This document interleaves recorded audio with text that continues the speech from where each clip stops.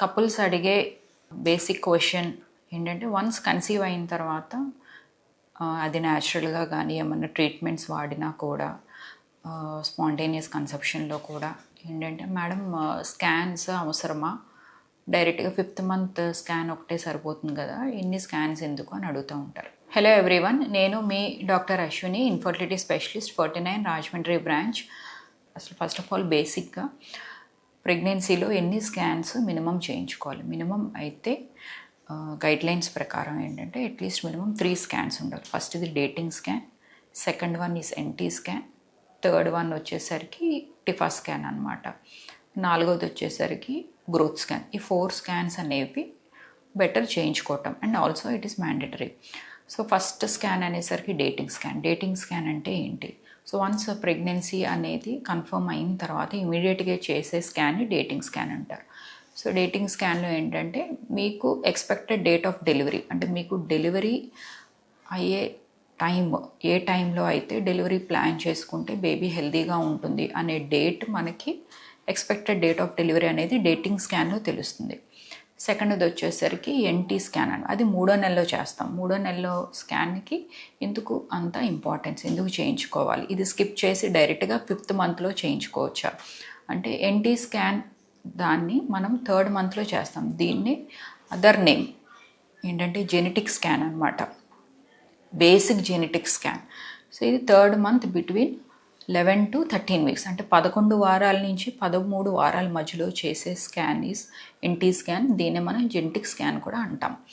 So nuchal ట్రాన్స్లూసెన్సీని మనము బేబీలో మనం measure చేస్తాం అనమాట. న్యూకల్ ట్రాన్స్లూసెన్సీ అని అంటే వన్స్ బేబీ ఒక సర్టెన్ పొజిషన్లో ఉన్నప్పుడు బేబీ యొక్క నెక్ దగ్గర థిక్నెస్ అనేది మెజర్ చేయడం జరుగుతుంది. దాంతోపాటు బోన్ ఫామ్ అయిందా లేదా కూడా చూస్తాం. నేజల్ బోన్ అంటే ముక్కు యొక్క బోన్ ఫామ్ అయిందా లేదా కూడా చూసుకుంటాం. సో దీంతో పాటు ఏంటంటే ఆల్రెడీ కొంచెం లోపల బేబీ డెవలప్మెంట్ అనేవి, ఆర్గాన్స్ అనేవి స్టార్ట్ అవుతాయి. సో ఇందులో కూడా కొన్ని మనము మేజర్ అనామలీస్ ఏమైనా ఉన్నా కొన్ని మనకి తెలుస్తాయి, అంఫలోసీల్ లాంటివి అనమాట. సో దీంతో పాటు ఇదే స్కాన్ చేసినప్పుడు ఇమీడియట్గా ఆ టైంలోనే మనం బ్లడ్కి కూడా ఇమ్మంటాం, మదర్ యొక్క బ్లడ్ టెస్ట్ కూడా చేయించుకోమంటాం. సో దీన్నే మనం డబుల్ మార్కర్ టెస్ట్ అంటాం. So double marker test with NT scan, ఈ రెండు కంబైన్ చేసిన రిపోర్ట్లో మనకి ఎలా ఉంది అనేది ఒక రిపోర్టింగ్ అనేది ఇవ్వటం జరుగుతుంది. సో ఈ రిపోర్టింగ్ బట్టి ఏంటంటే ఇటు మదర్ యొక్క బ్లడ్ టెస్ట్, తర్వాత బేబీ యొక్క 3rd మంత్ స్కాన్, ఇవి రెండు కలిపి మనకి జెనెటిక్ రిపోర్ట్ అనేది, బేసిక్ జెనెటిక్ రిపోర్ట్ అనేది తెలుస్తుంది. బేసిక్ జెనెటిక్ రిపోర్ట్లో ఏం రూల్ అవుట్ చేసుకుంటాము? మేజర్ 3 అనామలీస్ అనేవి రూల్ అవుట్ చేసుకోవచ్చు. 3 జన్యుపరమైన ప్రాబ్లమ్స్ని మనం ముందే తెలుసుకోవచ్చు అనమాట. ఈ 3 ప్రాబ్లమ్స్ మేజర్గా తెలుస్తాయి. So Edwards, Patau's and Down syndrome అనమాట. ఈ 3 మనకి ఎర్లీగానే తెలిసిపోతాయి ఈ స్కాన్ బట్టి, బ్లడ్ టెస్ట్ బట్టి. సో స్కాన్ బ్లడ్ టెస్ట్ బట్టి మనకి రిస్క్ ఎలా ఉంది అనేది తెలుస్తుంది. రిస్క్ మోర్ దాన్ 1:100 కంటే ఆర్ 1:500 కంటే తక్కువ ఉంది, 1:500 బిలో ఉంది అని అంటే వీళ్ళకి రిస్క్ ఫ్యాక్టర్ ఎక్కువ ఉన్నట్టు.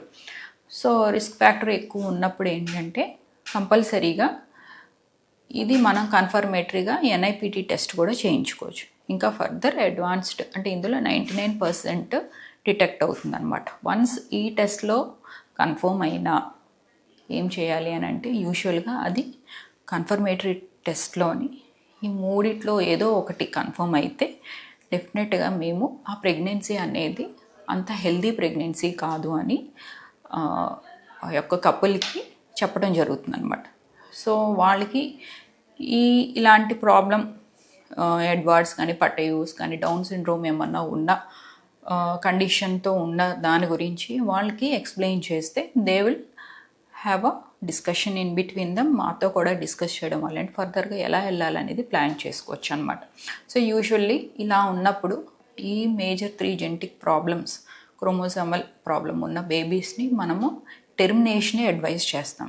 ఎందుకు అని అంటే ఈ 3 కండిషన్స్లోని బేబీకి అబ్నార్మాలిటీస్, హార్ట్ ప్రాబ్లమ్స్ ఉండే ఛాన్సెస్ ఉంటాయి. తర్వాత లో ఐక్యూ ఉండే ఛాన్సెస్ ఉంటాయి.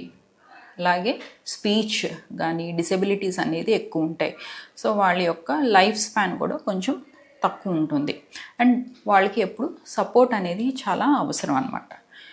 సో దీన్ని మనం ముందే డిటెక్ట్ చేయడం వల్ల ఏంటంటే మనం ముందే దాని గురించి నిర్ణయం తీసుకుని టెర్మినేషన్కి వెళ్ళచ్చు. సో డౌన్ సిండ్రోమ్ సాధారణంగా 30 ఆడవారి యొక్క ఏజ్ 30 అబోవ్ అయినప్పుడు కొంచెం ఛాన్సెస్ అనేది ఇంక్రీజ్ అవుతుంది అనమాట. అంటే 100% వస్తుందని కాదు, chances of down syndrome risk కొంచెం పెరుగుతూ ఉంటుంది, రేషియో అనేది పెరుగుతూ ఉంటుంది. అదే బిలో 30 అనేసరికి కూడా రిస్క్ ఉంటుంది, కానీ ఆ రేషియో కొంచెం తక్కువ ఉంటుంది. సో ఇది యూనివర్సల్గా అందరికీ ఇంప్లిమెంట్ చేయడం వల్ల ఏంటంటే ఎర్లీగానే ఈ మేజర్ ప్రాబ్లమ్ని మనం డిటెక్ట్ చేయొచ్చు. సో అలా అని చెప్పి అవయవాలు అనేది పూర్తిగా ఫామ్ అవ్వవు కాబట్టి ఓన్లీ 3 ప్రాబ్లమ్స్ని మనం డిటెక్ట్ చేయొచ్చు. ఫర్దర్గా బేబీ కంప్లీట్గా ఒక చిన్న హ్యూమన్ బీయింగ్ లాగా మొత్తం ఆర్గాన్స్ అన్నీ కంప్లీట్ అయ్యేది మనకి 5th మంత్లో. సో అందులో ఏంటంటే బేబీ మొత్తం ఆర్గాన్స్ ఎలా ఉన్నాయి, అన్నీ బాగానే ఉన్నాయి అనేది మనకి ఆ స్కాన్ 16 to 20 వీక్స్ మధ్యలోనే తెలుస్తుంది అనమాట. సో అందుకుని కంపల్సరీ 3rd మంత్ స్కాన్ చేయించుకోవాలి, అలాగే 5th మంత్ స్కాన్ కూడా చేయించుకోవాలి. సో దీనికి సిగ్నిఫికెన్స్ ఉంది. At the same time 5th month scan చేయించుకోవాలి. 3rd మంత్ స్కాన్ బాగానే ఉంది కదా అని 5th మంత్ స్కాన్ మనం నెగ్లెక్ట్ చేయడానికి లేదు. అలా అని మేము డైరెక్ట్గా 5th మంత్ స్కాన్ చేయించుకుంటాం, 3rd మంత్ స్కాన్ కూడా నెగ్లెక్ట్ చేయడానికి లేదు. సో దేనికి ఉన్న ఇంపార్టెన్స్ దానికి ఉంది. ఇంకా దీని గురించి ఫర్దర్గా మీకు ఏమైనా డౌట్స్ ఉంటే నా దగ్గరికి వచ్చి మీరు క్లారిఫై చేసుకోవచ్చు.